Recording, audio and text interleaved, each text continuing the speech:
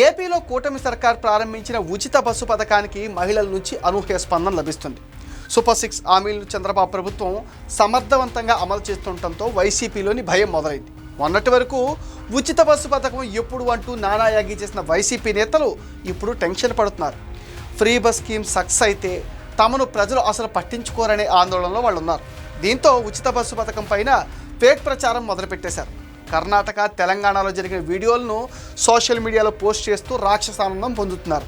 కర్ణాటక సహా ఉచిత బస్సు అమలవుతున్న రాష్ట్రాల్లో విధి విధానాలు అధ్యయనం చేసిన తర్వాత ఏపీలో ఇక్కడ పరిస్థితులకు అనుగుణంగా ఫ్రీ బస్ పథకాన్ని ప్రారంభించారు. రాష్ట్రంలో ఏ మూల నుంచి ఎక్కడికైనా మహిళలు ఫ్రీగా ప్రయాణించే వెసులుబాటు కూడా కల్పించారు. మొత్తం 5 రకాల బస్సుల్లో ఉచితంగా ప్రయాణించే అవకాశం ఉంది. అయితే చిన్న చిన్న కారణాలు చూపించి వైసీపీ నేతలు ఫ్రీ బస్ స్కీమ్ పైన తప్పుడు ప్రచారానికి దిగుతున్నారు. ఏసీ బస్సుల్లో ఫ్రీ ఎందుకు లేదు, పేదలు ఏసీ బస్సుల్లో వెళ్ళకూడదా అంటూ ప్రశ్నిస్తున్నారు. ఫ్రీ బస్ పథకం అమలయ్యే ఏ రాష్ట్రంలోనూ ఏసీ బస్సుల్లో ఉచిత ప్రయాణానికి అవకాశం లేదు. కానీ ఏపీలో ఏసీ బస్సు ఎందుకు ఇవ్వటం లేదంటూ అర్థం లేని ఆరోపణలు చేస్తున్నారు. దీనిపైన మహిళలే వైసీపీ తీరుని ఎండగడుతున్నారు. ఇక టీటీడీకి చెందిన సప్తగిరి బస్సుల్లో ఎందుకు వెళ్ళనివ్వరంటూ అతి తెలివి ప్రదర్శిస్తున్నారు.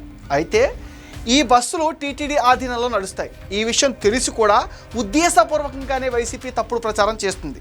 టీడీపీ నేతలు సైతం వైసీపీ నేతలకు స్ట్రాంగ్ కౌంటర్ ఇస్తున్నారు. మహిళా సహకార ఆర్థిక సంస్థ చైర్పర్సన్ పీతల సుజాత, వైసీపీ అధినేత జగన్ సతీమణి భారతీరెడ్డి కూడా ప్రయాణించవచ్చని కౌంటర్ ఇచ్చారు. ఆమెకు రాష్ట్రంలోని చిరునామాతో ఉన్న ఆధార్ కార్డు, గుర్తింపు కార్డు ఉండాలన్నారు. ఉచిత బస్సు పథకం పైన విమర్శలు చేయడం వైసీపీ నాయకుల దిగజారుతనానికి నిదర్శనమని జనం మండిపడుతున్నారు. ఏపీలో 74% బస్సుల్లో మహిళలకు ఉచిత ప్రయాణం అవకాశం కల్పించడం కూటమి ప్రభుత్వం చిత్తశుద్ధికి నిదర్శనంగా జనం అభిప్రాయపడుతున్నారు.